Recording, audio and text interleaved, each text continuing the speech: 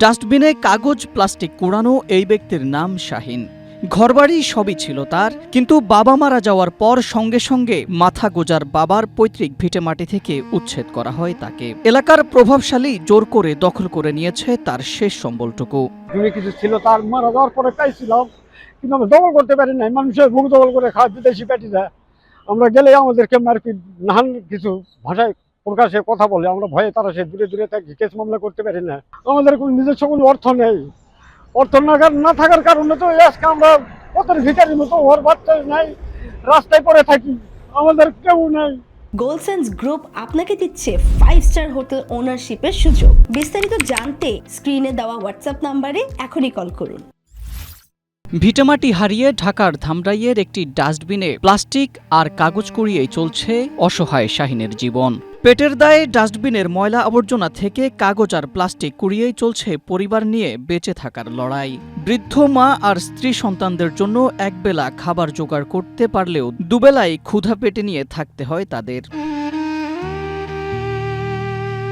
নওগাঁর সদর উপজেলার সুলতানপুর গ্রামের মেহেরালের ছেলে শাহিন। তার অভিযোগ, তার বাবা মারা যাওয়ার পর গ্রামের প্রভাবশালী শহীদুল ও রফিকুল তাদের পৈতৃক জমি অবৈধভাবে দখল করে নেয়। গরিব ও সহায় সম্বলহীন হওয়ায় স্থানীয় সালিশেও ন্যায় বিচার পাননি তিনি, আর টাকার অভাবে যেতে পারেননি আদালতেও। রফিকুল, জুয়েল মোল্লা, ওনারাও কি ওই একই গ্রামের বাসিন্দা? আমার তারা ভাই তাদের কাছে সম্পত্তি রয়েছে, আমার ভাই রাস্তার কাছেই রয়েছে। মহিলার কাজ এটা আমি করছি বেশ মোটামুটি আপনার বছর দেড়েক ধরে। আরে মাঝে মাঝে কাজ কাম করি, কাজ কাম না থাকার সত্ত্বেও এদিকে হয়তো আসছি এই পর্যন্ত আর কি। ছেলে মেয়ে কয়জন? আমার 2 ছেলে 1 মেয়ে। মা আমার বিধবা পড়ে রয়েছে, বয়স্ক লোক, কিছু করতে পারে না। মায়ের লড়াচড়া করতে পারে না। মায়েকে আমি কিছু খরচা তেমন দিতে পারি না, যতটুকু পারি এতটুকু দেই, কিন্তু যেহেতু আমার চলতে পারে না, আমি নিজেও চলতে পারি না।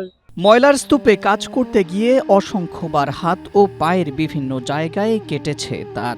তবুও পেটের দায়ে রোগবালাই আর ইনফেকশনের ভয় নিয়ে প্রতিনিয়তই এ কাজ করে যাচ্ছেন তিনি। স্থানীয়রা বলছেন এ কাজ অত্যন্ত ঝুঁকিপূর্ণ। সহায় সম্বলহীন এই মানুষটিকে পুনর্বাসনের আওতায় আনা হলে খেয়ে পড়ে বাঁচতে পারবেন পরিবার নিয়ে। ময়লার স্তূপ থেকে বিভিন্ন ধরনের প্লাস্টিক এবং জিনিস বা গাছ পাওয়া এই ধরনের নিয়ে চলাচল করে, নিয়ে সে বিভিন্ন জায়গায় বিক্রি করে এবং সে এগুলো দিয়ে তার জীবন নির্বাহ করে।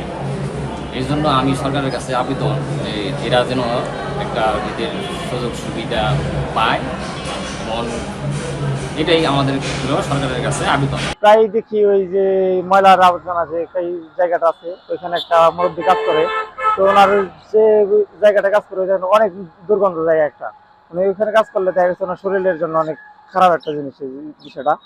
এটা যদি সরকারের কোনো পদক্ষেপ নেয় তাহলে ওনাদের জন্য ভালো হবে। তবে এমন মানুষদের জন্য সরকারি সহায়তার সুযোগ আছে বলে জানান ধামরাই উপজেলা সমাজসেবা কর্মকর্তা।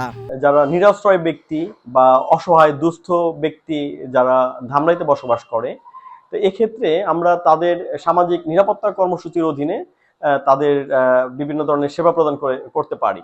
বিশেষ করে আপনি জানেন যে সামাজিক নিরাপত্তা কর্মসূচির অধীনে আমাদের বয়স্ক ভাতা, বিধবা ভাতা, প্রতিবন্ধী ভাতা বা অনগ্রসর জনগোষ্ঠী, দুস্থদের আমরা বিভিন্ন ধরনের ভাতা প্রদান করে থাকি। এদিকে প্রভাবশালীদের দখল থেকে পৈতৃক ভিটা উদ্ধারের জন্য নওগাঁ সদর আসনের এমপির কাছে সাহায্য চেয়েছেন তিনি। ক্ষমতাশালীদের দখল থেকে এই অসহায় মানুষের পৈতৃক ভিটা উদ্ধার হবে নাকি ময়লার স্তূপেই চাপা পড়বে তার জীবন, সেটি এখন দেখার বিষয়। Desk report, Asia post.